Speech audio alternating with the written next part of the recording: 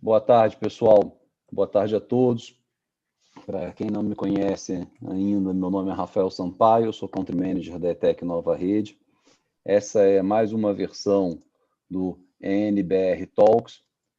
Em nome da ETEC Nova Rede e dos nossos queridíssimos amigos aqui, participantes, RSA e FIS, dou boa tarde para vocês todos. Hoje nós nos encontramos aqui para discutir um assunto, claro, discutir o assunto da nossa paixão sempre, que é cybersecurity, né? Mas um dos seus grandes desdobramentos, que é acesso e identidade, na perspectiva de autenticação condicional, que é um assunto super interessante, super apaixonante e muito quente no momento, por conta da evolução tecnológica rápida que a gente teve, por conta das proteções extras e controles que foram colocados à prova durante a pandemia e um conjunto de outros assuntos que a gente vai ter a chance de conversar aqui hoje.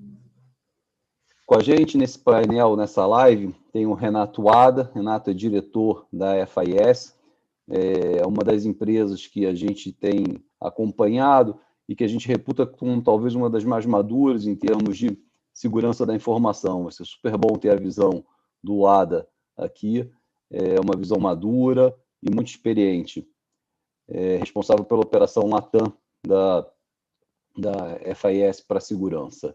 E temos a Simone dos Anjos, da RSA, um parceiro importante, uma das principais empresas de tecnologia de segurança do mundo, voltando a ser uma empresa independente agora.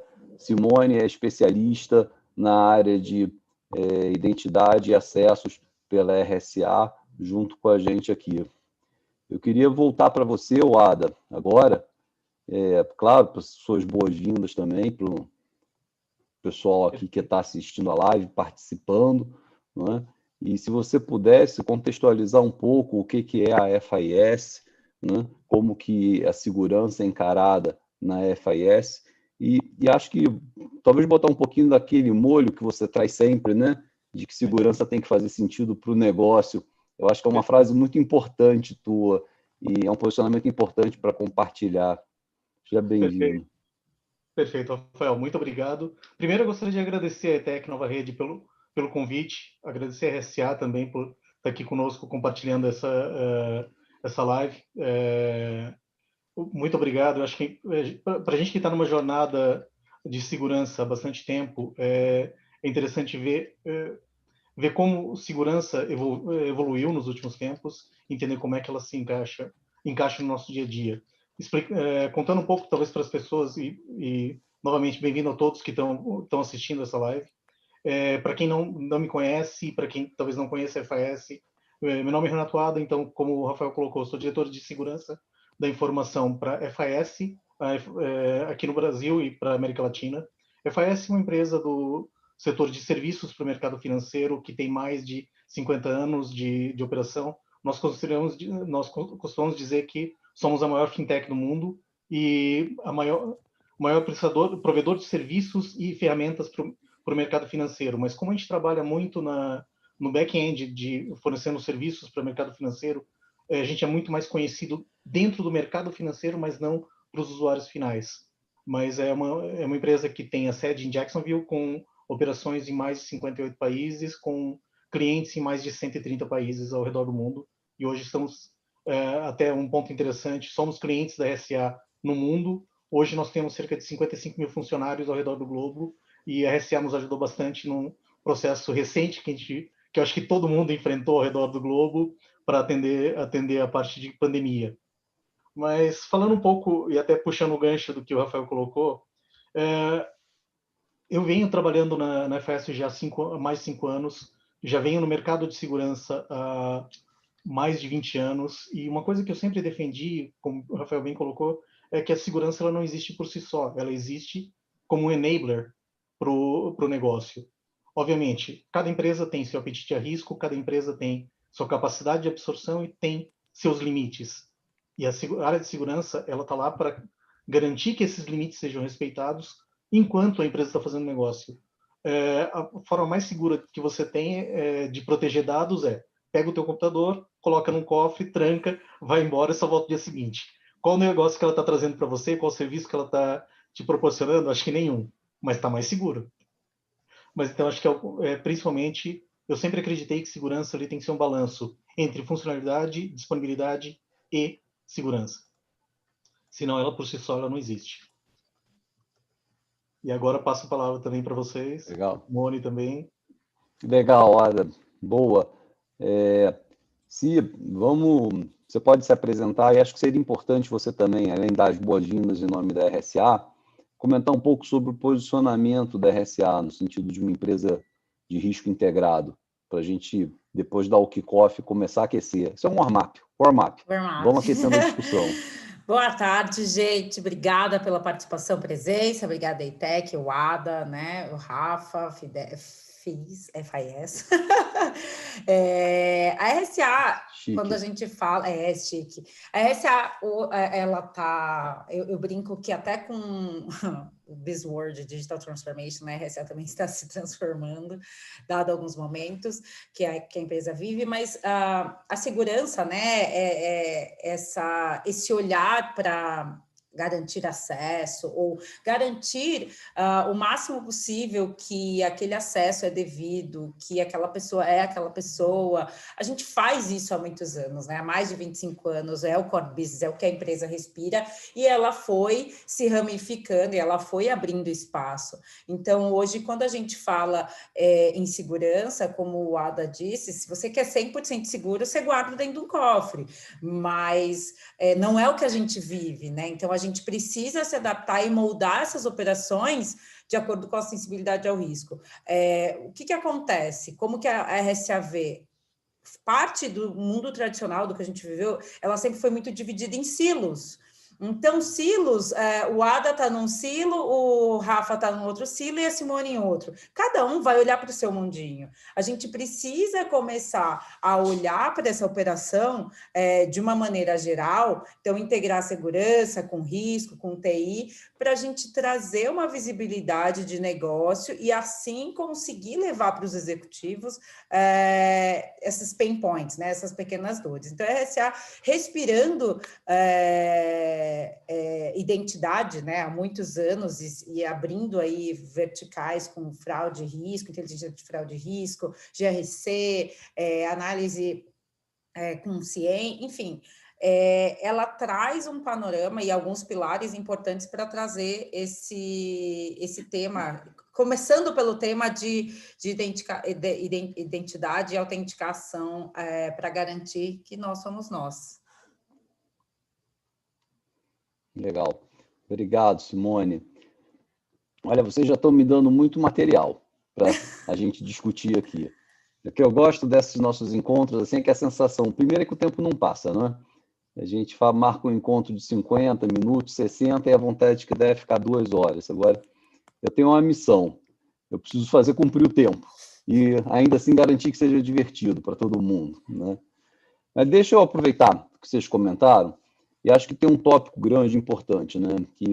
Que é a pandemia. Isso não adianta, a gente tem que discutir sempre sobre isso, né?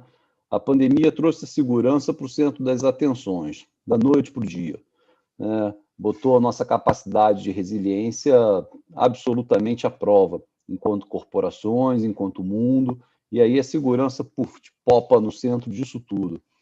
A gente tem conversado com muitas organizações e visto 2 momentos. Um primeiro momento que foi a virada para o trabalho remoto, né? As empresas tentando se manter operacional, e aí, na nossa visão, tentar manter operacional, porém seguro, né? Não é simplesmente virar, começar a trabalhar do jeito que for. Mas um segundo momento depois, que você começar com mais iniciativas para você, de fato, aumentar a resiliência da empresa a possíveis novos eventos e ao passar do tempo em crise, né? Mas vamos ficar na primeira onda, nessa virada do trabalho remoto, na ativação dos controles de emergência da empresa, que é sempre um momento que a gente vem sempre se preparando na teoria, né? E num momento de prática e absolutamente inesperado, de repente ele solapa o mundo inteiro. Ada, você pode comentar como é que foi para vocês na FIS esse momento de virada? Perfeito, Rafa. Eu acho que um ponto interessante quando a gente fala da pandemia, que você colocou bem, colocou a segurança em evidência, mas eu acho que mais importante do que isso, ela realmente explicitou as empresas que já tinham uma cultura de segurança forte e estavam preparadas para atender essa necessidade. Eu acho que todo mundo, sem exceção, deve ter na sua gaveta um plano de continuidade de negócio para atender a unidade X, a unidade Y. Se tiver um furacão nos Estados Unidos, se tiver um maremoto na Ásia, se tiver uma explosão no Rio de Janeiro, ou aquela que aconteceu em Beirute, todo mundo tem algum plano de continuidade para esse tipo de situação, mas a gente foi colocado realmente à prova porque foi um cenário efetivamente global. A pandemia foi o primeiro, talvez, grande incidente que tem afetado, pelo menos na história recente, todos os países praticamente simultaneamente. O Brasil teve uma diferença de 2, 3 semanas no máximo para trás daquilo que estava acontecendo na Índia, estava acontecendo nos Estados Unidos, acontecendo na Europa. Mas, na prática, você não consegue mais montar aquele plano de contingência falando, tá bom, se a minha operação não funcionar aqui no Brasil, eu lanço isso para a Índia, eu lanço isso para os Estados Unidos, coloco isso para operar da Europa.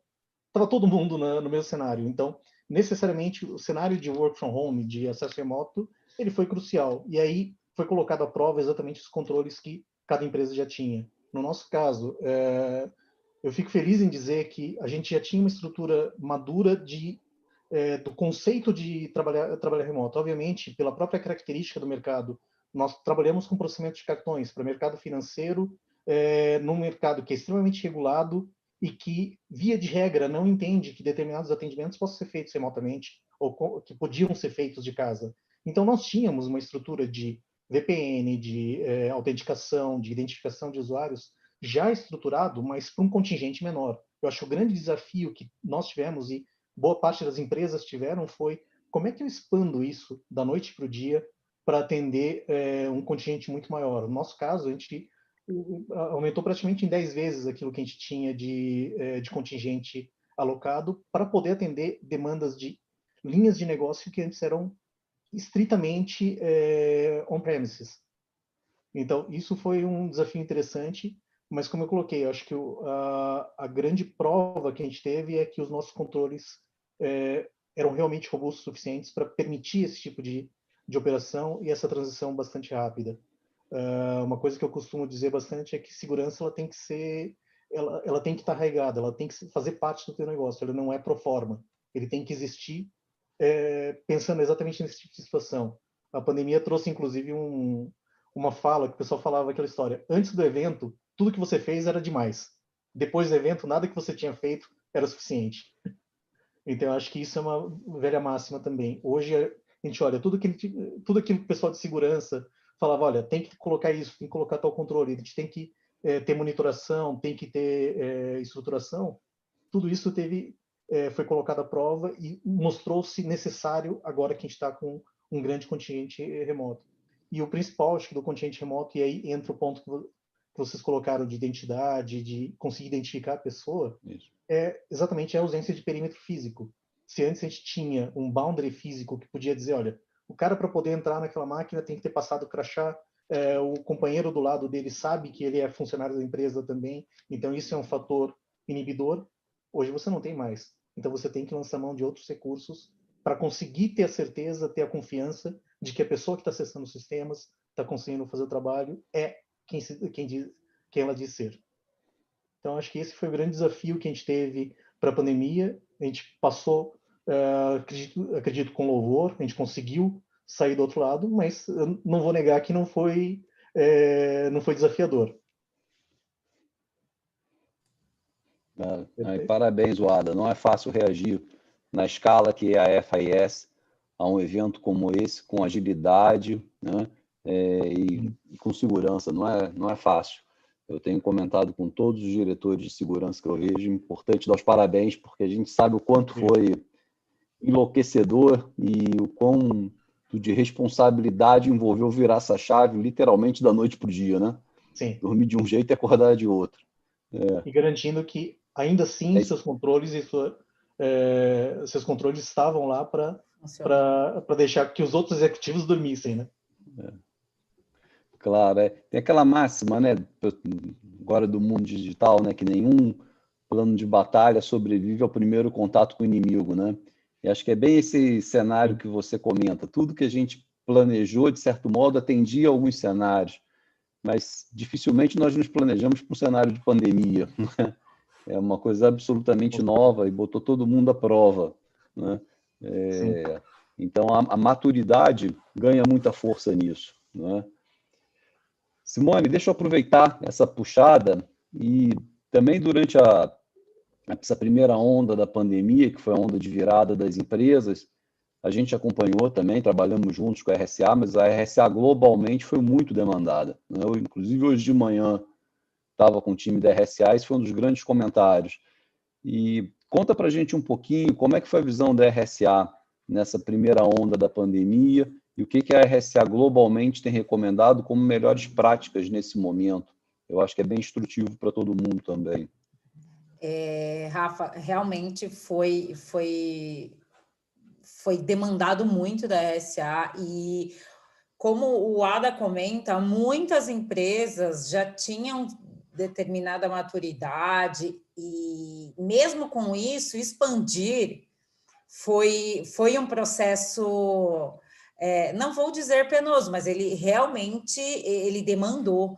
Então, a gente viu, e isso é muito interessante, porque a gente viu muitas empresas também maduras que não tinham, porque não tinham cultura nem de home office, sabe? Ainda tem aquela cultura. E aí você vê empresa grande falando assim, agora danou-se, eu tenho 25 mil pessoas, eu tenho, sabe? Eu preciso me virar.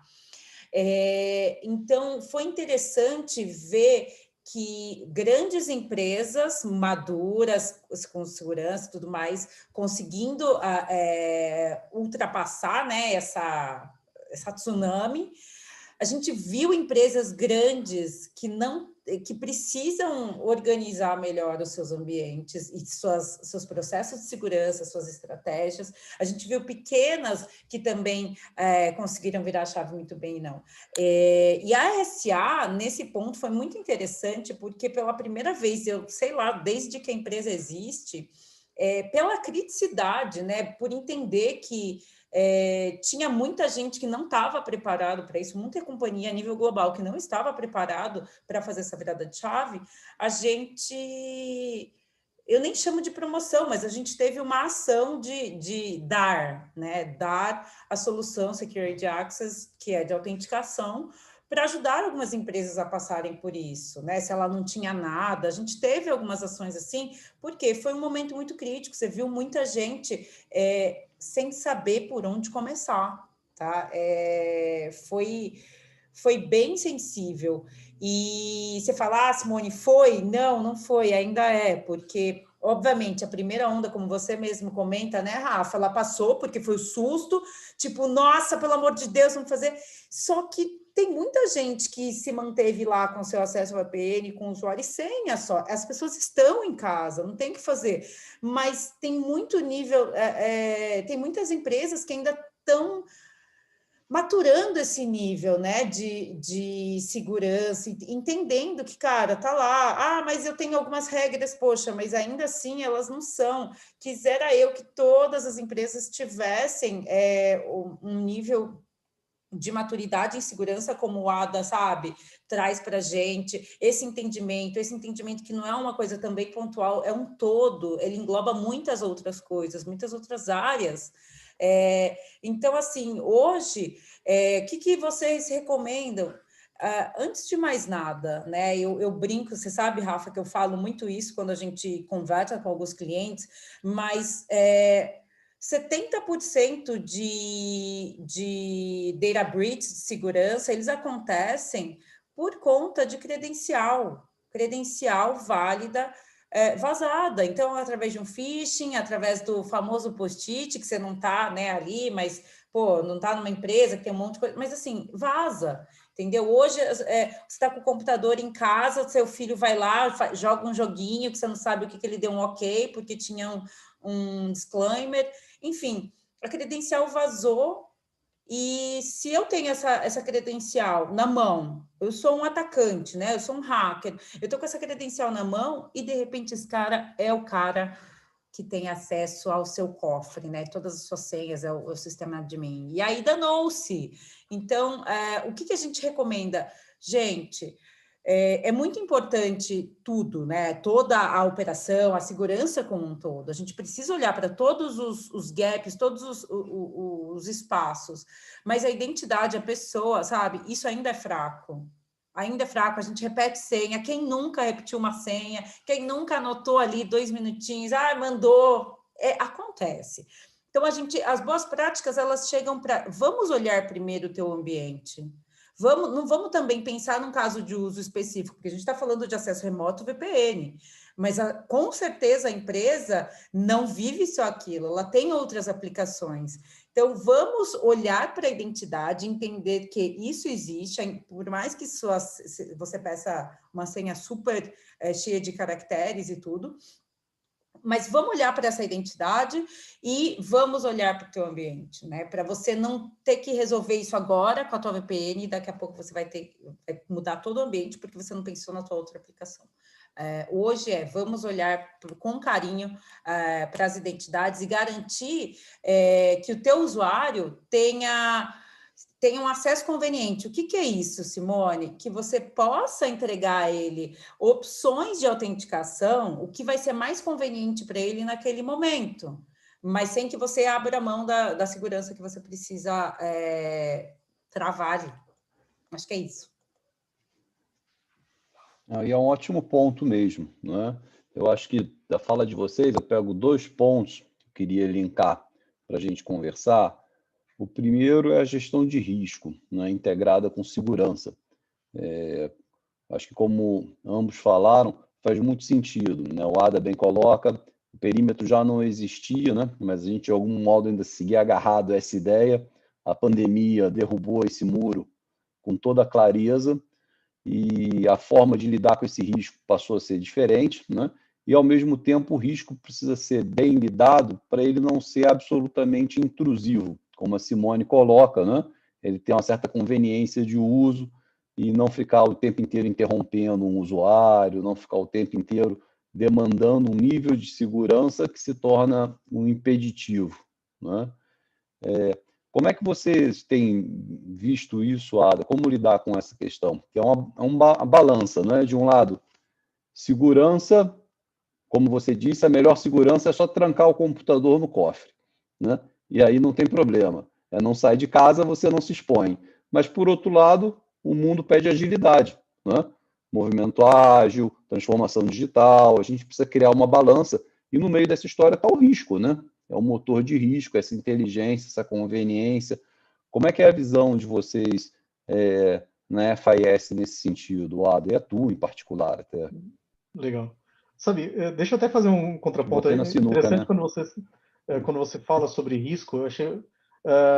eu comecei a lembrar de algumas situações, por exemplo, não muito tempo atrás, a gente está falando de 20, 30 anos atrás, era comum você ir na mercearia do bairro, comprar alguma coisa, você deixava teu nome, ou seja, a tua identidade era o teu nome.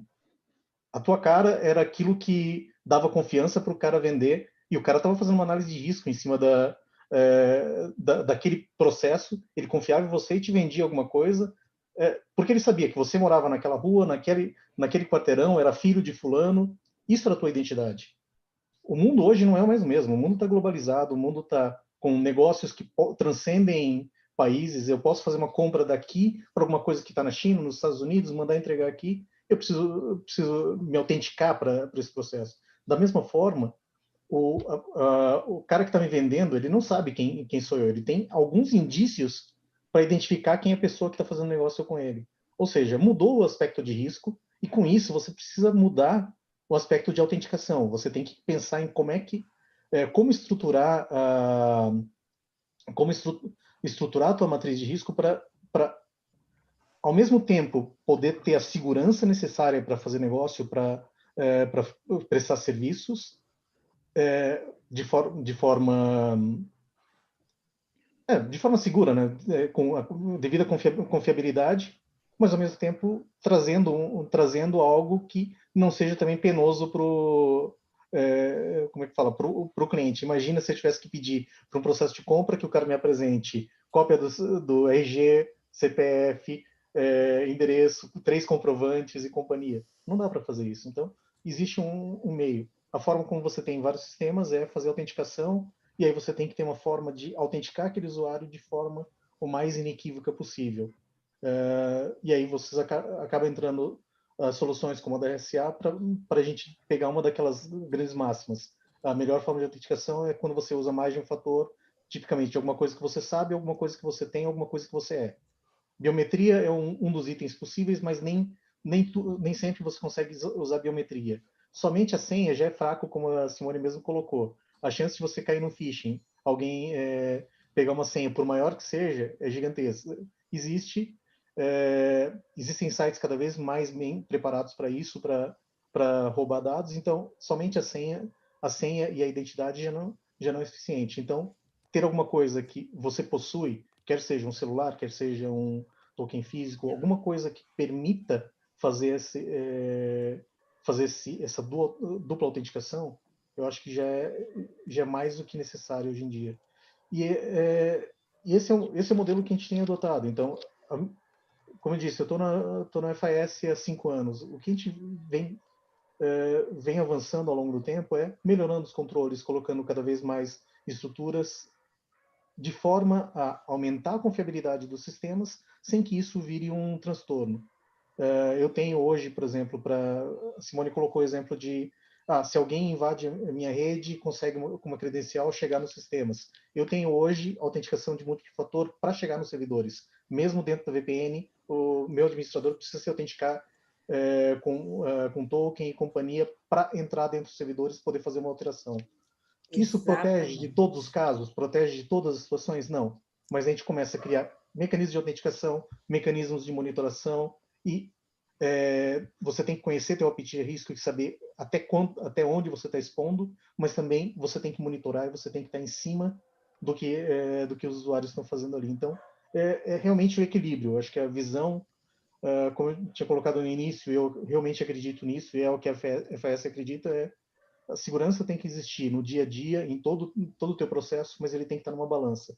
Você tem que saber até que ponto você está disposto a assumir determinados riscos para ter determinados lucros, e até que ponto você tem que investir em tecnologia, processos e companhia para mitigar determinados riscos que você não está disposto a simplesmente aceitar. Então, essa é a balança que a gente vem fazendo, tanto em tecnologia, quanto processos, quanto pessoas, treinamento o tempo todo, conscientização. A gente faz exercício de phishing de tempos em tempos também para verificar quão suscetível é o pessoal. E por mais seja, as pessoas ainda caem. Por mais exposição. É isso que eu ia falar, elas caem, porque às vezes você está fazendo qualquer outra coisa e você não presta atenção, você cai. É super. Eu lembro de uma fala. Ainda mais no momento atual, né? Eu lembro de uma fala interessante de um cara que era o presidente do PCI Council no global. Ele contou uma história engraçada, que ele falou: olha, eu falhei como executivo de segurança. Eu estava tentando instruir todo mundo que cartão não se passa para frente, não se registra em lugar nenhum, que você tem que tomar cuidado. Diz que ele chegou em casa, estava a esposa dele com a pilha de cartões na mão, num site na internet, digitando os cartões e virando o próximo. Ele: o que você está fazendo? Me passaram um site que consegue dizer se o cartão está clonado ou não. Eu estou testando os nossos. Ele: agora estão, né? Ai, muito bom! É aquela história. Phishing vai existir.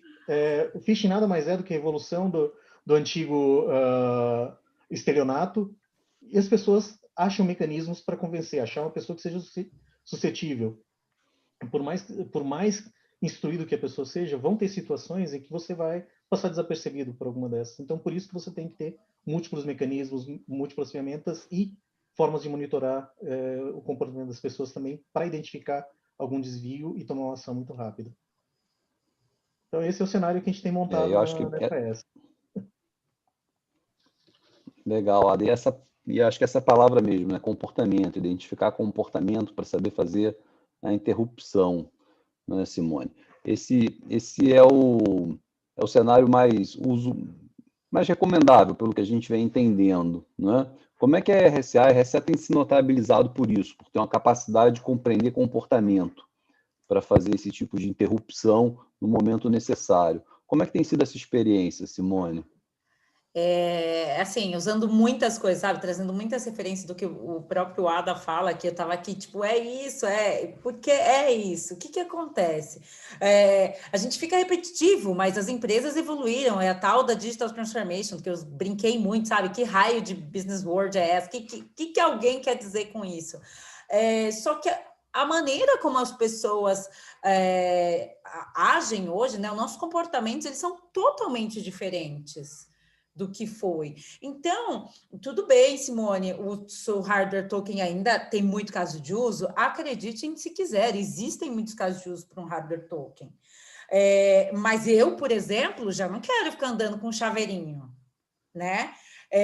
A minha mãe, ela não acha o fim da picada o banco não mandar o chaveirinho para ela mais. Acho o fim da picada. Outro dia eu estava batendo boca com ela, porque Raik, ela fala, não, o celular eu esqueço, eu descarrego. Então, apesar dos mais, do mundo que a gente vive, super conectado, um celular tem lá o token e tudo mais, vamos lá, eu não quero ficar digitando 8 dígitos toda vez, porque eu tenho lapsos, né? Eu presto atenção em outras coisas, eu digito errado, então eu sempre acerto na segunda, porque um dedo eu não estou prestando atenção. Então, eu sou a favor do mundo usar push notification, né? O que é o push notification? É aquela mensagenzinha, Simone, você está tentando acessar o sistema tal, é você mesmo? Sim ou não? É um botão, né? A minha empresa me dá a possibilidade de, poxa, fazer uma biometria facial ou digital, e em eventuais casos, um OTP. Eu olhar, a minha empresa olhar para o funcionário e entender que você não precisa ter atrito toda hora, porque eu vou entrar na VPN, porque eu vou entrar na aplicação A, porque eu vou... Cara, como diz o Ada, qual é o apetite ao risco dessa empresa? Eu brinco muito sobre a sensibilidade, né? O que é sensível para você não é para mim. Então, é legal a gente entender um pouco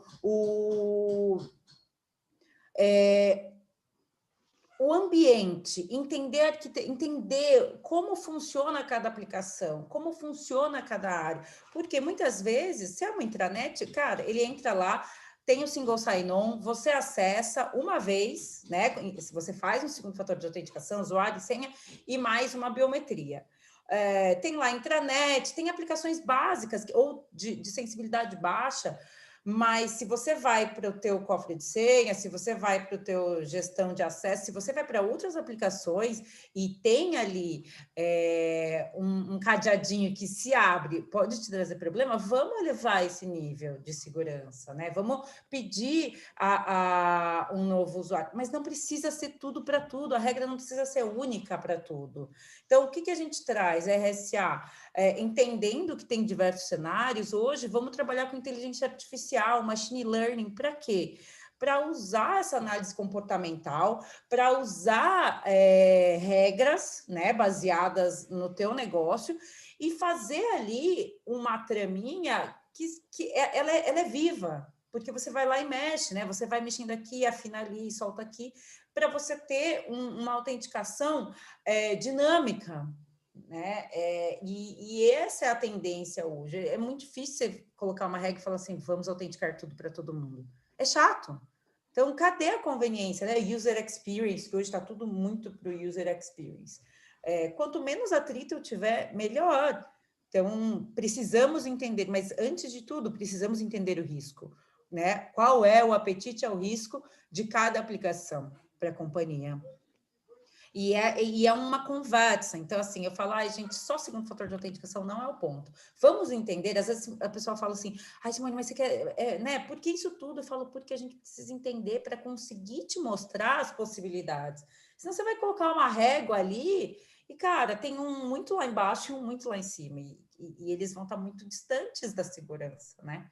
Então, a gente precisa trabalhar isso e como companhia, a gente olha muito para o vamos utilizar a tecnologia a nosso favor, vamos utilizar a inteligência artificial, vamos trabalhar com machine learning, enfim, aliado ao teu conhecimento da companhia, a gente pode fazer um ambiente muito, muito, muito dinâmico e que atendam diversos casos de uso. Olha, esse é um ambiente legal, porque O Ada lembra disso, né, o Ada? Nós éramos acusados de ser os profissionais do denial, né? Então, Sim. foi assim que nós começamos, né? E acho que por culpa nossa, a segurança carrega um pouco esse estigma, né? Eu ouço isso há uns 20 anos, mais de 20 anos.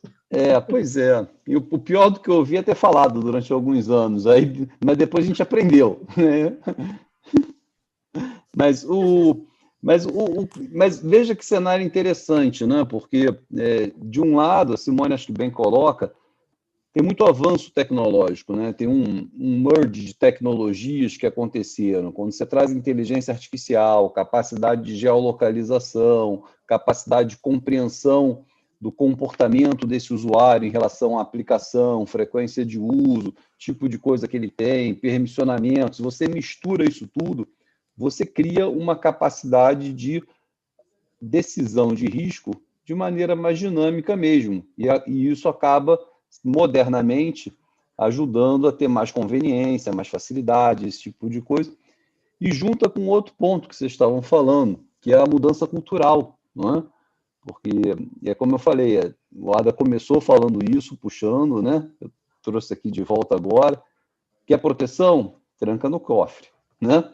Fica trancado em casa. Não existe segurança 100%, né? O que existe é um apetite à segurança. Agora, por outro lado, se segurança é papel de todos, de alguma maneira, porque phishing é uma realidade, né? Ela precisa ser conveniente, o mais transparente possível, ela precisa ter uma adesão cultural, né? E os projetos de identidade, eu me recordo, uns 20 anos atrás, eles tinham realmente alguma resistência, porque eles eram muito brutos, né? Você quer acessar, você segue aqui, usa essa senha, pega um token, dá 3 pulinhos, vira de costas, né? De tempos em tempos eu vou trocar aqui todas as suas credenciais de novo e você vai ficar com uma porção de coisas. Então, ganhou muito mais conveniência. Mas ainda tem um limite a mais, né? Que hoje é o single sign-on, né? Que, inclusive, aqui no nossos atendentes, um deles aqui nos pergunta sobre isso, sobre como é que a gente vê hoje, porque tem muito acesso à nuvem, tem muita aplicação, tem muita nuvem já puxando duplo fator de aplicação de nuvem, puxando duplo fator de autenticação. E como é que a gente vê o single sign-on nisso tudo? Quão fácil, quão difícil tem sido esses projetos? Como é que vocês veem isso na FIS, o ADA? Olha, eu acho que, até puxando um ponto que a Simone colocou, Single Sign-On, ele é uma ferramenta, até mais do que de segurança, ele é uma ferramenta para usabilidade. Ele traz a usabilidade que o cliente precisa, que o usuário precisa, que o colaborador precisa para fazer todo o seu trabalho de forma mais rápida e mais performática.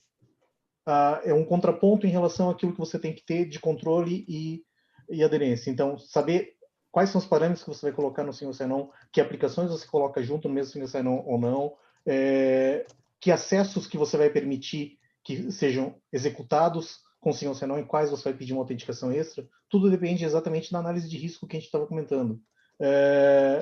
Hoje você se autentica numa estrutura num banco, tem ferramentas de banco que já usam autenticação diretamente de reconhecimento de face no aplicativo. Mas para determinadas atividades, ele ainda pede para você digitar uma senha, porque aquela atividade ainda o banco considera como sendo mais crítica, mais danosa para o sistema. Então, isso é uma ferramenta de aprendizado, isso vai ser um aprendizado para todo mundo. Eu acho que não tem uma fórmula pronta. O que tem, na realidade, são ferramentas que a gente pode lançar a mão de acordo com o seu apetite a risco, de acordo com a tua capacidade de absorção daquele risco e a tua necessidade de negócio. E você vai ter que encaixar as peças. Eu acho que a parte interessante, quando a gente olha para o universo de ferramental que a gente tem hoje, se você olhasse há 20 anos atrás, há 15 anos atrás, muito daquilo que a gente está discutindo hoje sequer existia. Biometria, há 20 anos atrás, era extremamente incipiente, porque não tinha tecnologia que conseguisse aguentar a capacidade de processamento necessário para validar os pontos, ou quando ele conseguia validar, ele era tão pouco reliable que talvez não servisse como um processo rígido de autenticação. Isso vem evoluindo. Hoje em dia você tem processamento de biometria que acontece instantaneamente. Então você tem que saber como utilizar. Agora, será que em todas as situações a gente pode utilizar? Não sei. Se eu tenho processo que eu não consigo admitir falha por falso negativo ou por falso positivo, talvez eu não possa usar aquele mecanismo. A gente tem que entender isso de acordo com o teu cenário, de acordo com as suas aplicações e qual o uso que você faz dela. E aí entra o arcabouço de ferramentas que a gente tem à disposição para utilizar, né? Agora, uma coisa é fato, tá cada vez mais, acho que o ponto que o Rafa também trouxe é, cada vez mais você já não tem o perímetro e você já não tem o dado num ponto central. Você tem tecnologia em nuvem, agora você não tem mais nem o perímetro das empresas tradicionais que a gente tinha aqui, está todo mundo ou remoto ou trabalhando do escritório poucas vezes por semana, mas ainda tendo que produzir. Fato, acabou essa história de perímetro bem delimitado, e com isso você tem que começar a lançar mão de recursos que vão conseguir manter o mesmo nível de controle, ou pelo menos manter o controle dentro do seu nível de apetite a risco. Quando começou a pandemia, eu te garanto que para alguns o apetite de risco teve que mudar, porque o risco de uma paralisação por conta da pandemia, para o negócio passou a ser mais crítico do que talvez até um risco de um vazamento. É duro falar isso, mas assim, é análise que teve que ser feita por várias empresas e vários modelos. E aí, o que a gente teve que lançar mão? Na FAS é a mesma coisa, lançar mão de ferramentas que consigam reduzir um pouco o risco que vem junto com essa perda de perímetro. Se você perder um perímetro, você tem que colocar um outro tipo de controle, um outro tipo de monitoração, behavior, ou reduzir acesso a determinadas informações e assim por diante. São os recursos que você tem que lançar mão para manter isso no equilíbrio. Legal. Ada, e Simone, olhando para isso, pensando em sim, um sign-on em nuvem, né? A gente olha, até na tela eu compartilhei uma tela de múltiplos casos de uso de múltiplo fator de autenticação, né? Para acesso privilegiado, VPN, nuvem, legado, força de trabalho remota. Então, são múltiplos pontos de contato, né? Como é que é a conexão entre isso e o risco, né? Porque eu acho que tem muito a ver com o que o Ada falou. Não tem perímetro, o dado está em tudo que é lugar, vivemos num ambiente multi-cloud, né? Só que no meio disso tudo tem duas coisas que estão sempre lá, dado e identidade, né? E como é que se comporta isso? Como a gente até comentou, a sensibilidade ao risco, né? O entendimento do impacto daquela aplicação para o negócio, ele é primordial. Ter uma solução, buscar uma solução que te dê uma visão centralizada, independente de onde, se é uma aplicação on-premise, se ela é legado, se ela é até um mainframe, ou ela é nuvem pública, nuvem privada, enfim. A gente começa olhando, tentando colocar tudo num lugar para você centralizar e começar a atribuir parâmetros para aquilo. Onde é mais sensível, você vai afinar mais. Por quê? O que é legal? Quando eu pego uma plataforma que se comunica multi-ambientes, né, que ela seja híbrida, que ela olhe on-premise, que ela olhe nuvem, você coloca todas elas, vamos dizer que a gente coloca ela tudo no zero. Algumas aplicações, o nível de risco, né, de sensibilidade é 1. Então, assim, você já começa com o single sign-on, você habilita ele, a integração é fácil, fazer um onboarding das aplicações, mesmo legado para uma solução como a nossa que tem anos ali de trabalho, você fazer o onboarding é fácil, tá? Não é difícil. Então, você pode colocar numa página centralizada, que é o conceito do single sign-on, todas as aplicações que a Simone tem acesso. Até aí, tudo bem. Para entrar na intranet, que não tem informações tão sensíveis, né? Por exemplo, o primeiro acesso dela, a primeira autenticação vale. Ok, mas a Simone tem acesso ela é uma gestora financeira e ela tem acesso a pagamentos, ela libera pagamentos. Então, se ela vai fazer esse acesso, o single sign-on está lá, ele é útil, ele funciona, como o Ada comenta, para produtividade. Então, eu posso clicar ali na aplicação financeira. Mas quem é a Simone? Ela pode ter acesso àquilo que a gente entra, né? Tirando só o foco de acesso condicional e tudo mais, é a gestão da identidade. É quem é a Simone? A Simone pode acessar aquilo? Sim, a Simone pode. Então, eu estou clicando. Por isso está no meu single sign-on, na minha console. Mas o que acontece? A Simone é a Simone?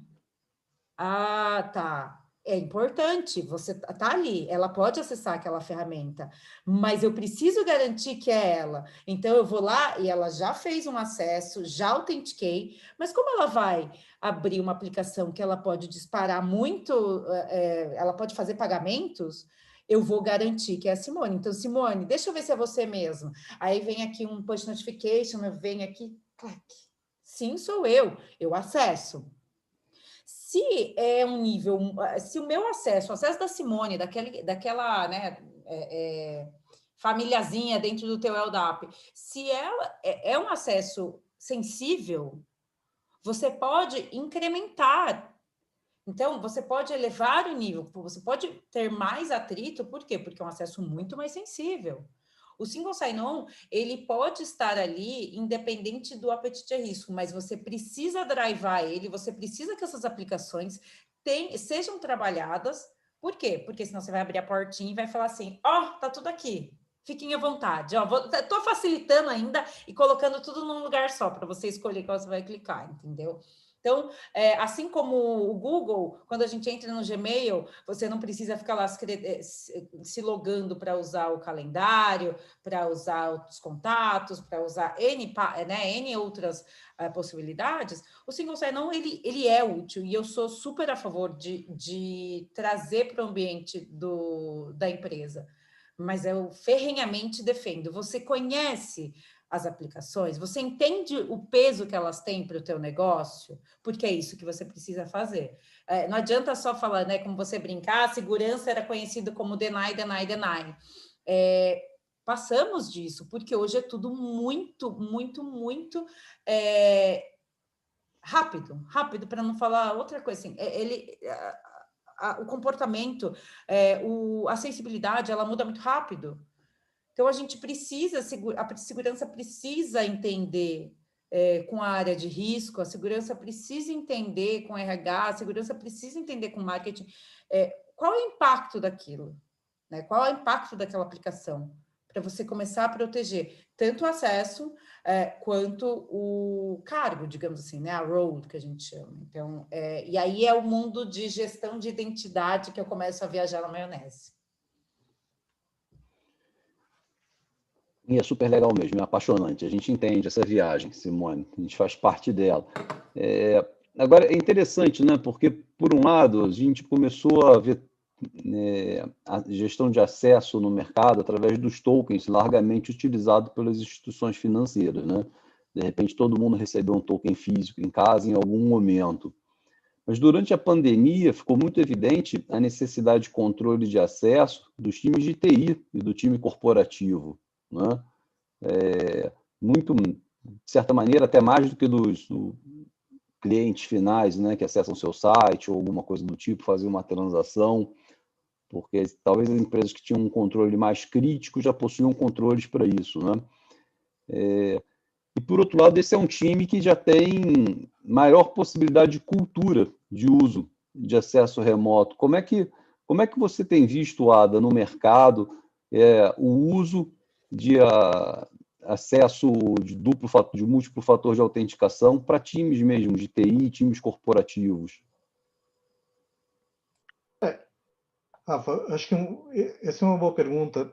Para mercado financeiro, principalmente, e esse é o mercado que eu venho vivendo já há bastante tempo, eu acho que isso já virou até uma norma, já é padrão você ter autenticação de múltiplo fator. Como a Simone colocou, single sign-on, ele ajuda para funcionalidade, para produtividade numa camada, mas sempre que você eleva o teu nível de privilégio, quando você vai para uma outra camada, você tem que pensar também que você está mudando o teu perfil de risco ali.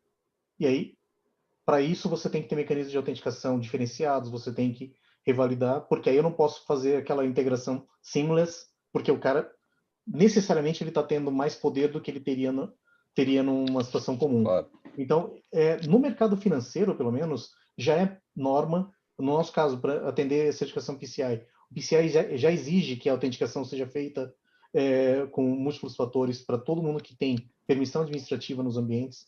Então, isso eu vejo que esse mercado, pelo menos, está bem maduro.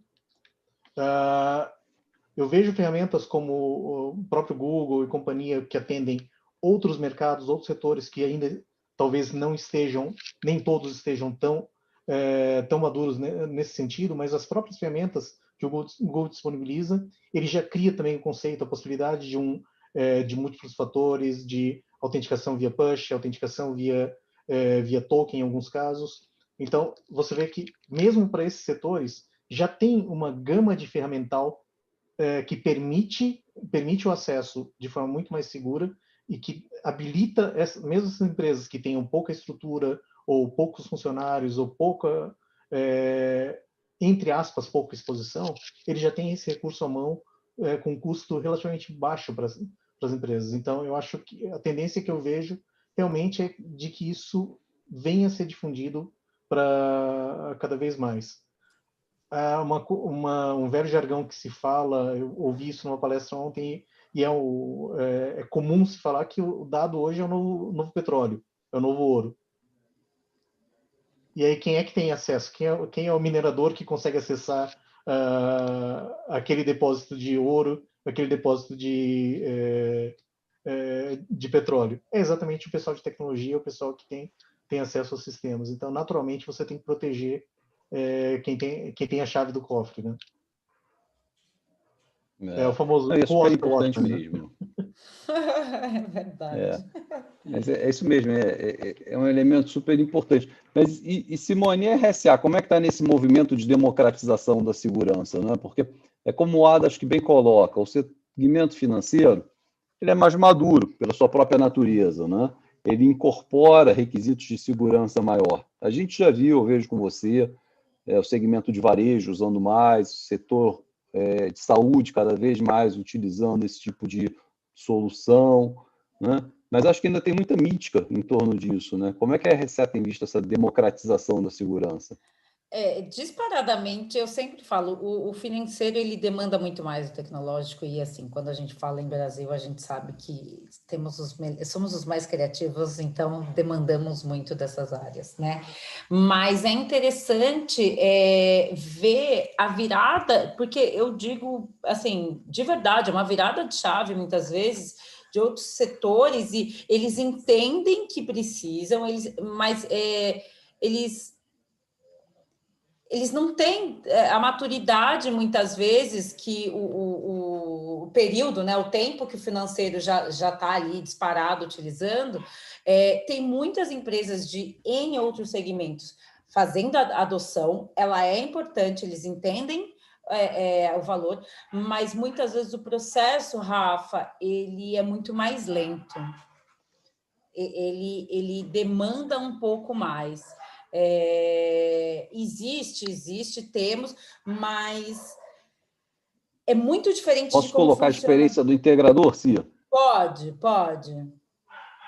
Posso colocar a experiência do integrador? A tendência nessas empresas é fazer projetos menores, começar, não é?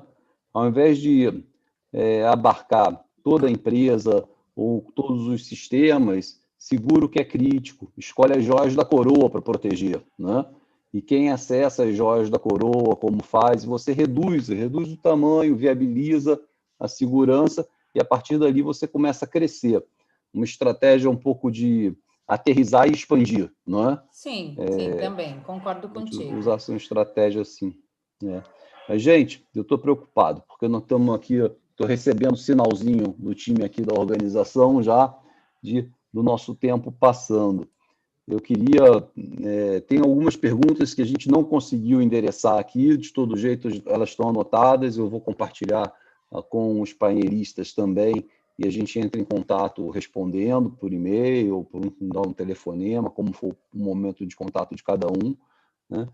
Mas queria agradecer muito ao Renato Ada, da FIS, a participação. Eu acho que é sempre um baita prazer ouvir, escutar, muita experiência, né, acumulada na área de segurança. Agradecer a Simone também, dos anjos, a RSA pela parceria e por ter, ano a ano, revolucionado o mercado, apresentando sempre soluções diferentes e provocando a gente a trabalhar melhor, né? Queria passar para vocês. O Ada, você quer fazer seu agradecimento, por favor? Perfeito, Rafael. Não, novamente, então, obrigado, ETEC, pelo convite. Obrigado a todos por participarem aqui conosco. Eu vi algumas das perguntas estão sendo colocadas, depois a gente vê também como responder, mas, sem dúvida, eu acho que a gente está num cenário bem interessante, como você colocou na abertura. A segurança está cada vez mais em voga, e eu acho que a própria área de segurança vem ganhando maturidade com o passar dos anos. Quando eu comecei na carreira, a segurança era basicamente uma área, um braço de tecnologia para cuidar das ferramentas tecnológicas que tem a tag de segurança. E hoje a gente vê que segurança ele é um tema que é essencial para aquilo que nós fazemos, que é coletar dados. A gente coleta dados, processa dados, estrutura todo o nosso negócio em cima de dados. Proteger é uma das funções essenciais para esse negócio. Então, a evolução desse setor acho muito interessante. E esse ano, talvez para o bem e para o mal, a pandemia acabou realmente evidenciando quão importante é o tema e quão importante é que as empresas estejam preparadas para proteger essas informações, não importa qual cenário que elas enfrentem. Então, de novo, agradecer, Simone, pela presença também, Rafa, pelo convite, e a todo mundo que está participando aqui. Muito bom. Como você disse, a gente poderia ficar horas aqui conversando sobre o tema. É divertidíssimo aqui, mas infelizmente temos que cumprir os nossos prazos também. Obrigado, Ada. Simone, muito comentários obrigada, finais? Rafa. Não, eu gosto, né? Eu gosto de viajar na maionese, ficar batendo papo e buscando coisas. Eu realmente gosto. E eu falo pelos cotovelos, né? Alguns de vocês já conhecem, já sabem. Então, eu queria agradecer o Ada-san. Muito, muito obrigada pelo teu tempo. Foi um prazer conversar contigo. Rafa Sampaio, ETEC, parceirão da RSA, como eu falo, né, em nome da minha lojinha de identidade, da BO de Identidade, mas em nome da toda a companhia, é sempre um prazer, muito, muito, muito bacana bater um papo contigo. Obrigada pela oportunidade a todos, obrigado às presenças, né, aos nossos atendentes. E, gente, dúvidas, qualquer coisa, a gente está super aberto, sempre estamos aqui disponível para bater papo, tirar dúvida. Não é porque somos fabricantes, né? Eu brinco assim, gente, vender é uma consequência, vamos falar, porque a gente precisa discutir, né? A gente tem que trocar experiência, a gente tem que trocar figurinha para expandir as possibilidades. Então, muito obrigada, espero que a gente tenha mais oportunidades como essa. Obrigada, Rafa. Obrigado, pessoal. Obrigado a todos que atenderam essa live. A gente tem tido quase que toda semana uma live falando sobre vários assuntos de segurança da informação. Aproveita que você está aí conectado também, LinkedIn, Facebook, YouTube, estão aí os links na tela. É um jeito de seguir conteúdo, de se manter em contato. Nós três estamos naturalmente à disposição de todo mundo para conversar a qualquer momento, né? Os contatos da ETEC são facilmente encontrados nesses canais também. Obrigado a todos, uma boa tarde. Boa tarde, Rafa. Boa tarde. Tchau, tchau, gente.